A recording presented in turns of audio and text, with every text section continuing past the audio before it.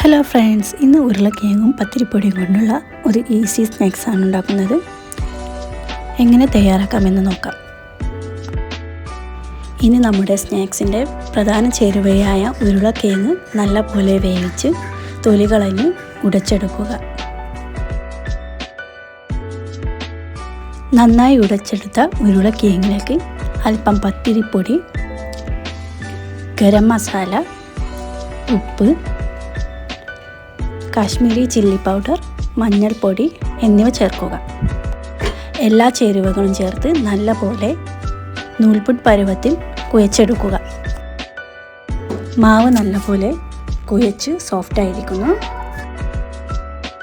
ഇനി തയ്യാറാക്കി വെച്ചിരിക്കുന്ന മാവ് സേവനായിയുടെ സ്റ്റാർ നോസിലേക്ക് നിറച്ചു കൊടുക്കുക.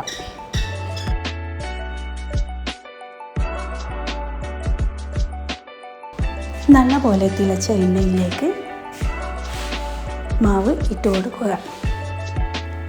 തീ അല്പം കുറച്ച് വെച്ച് വേവിച്ചെടുക്കുക.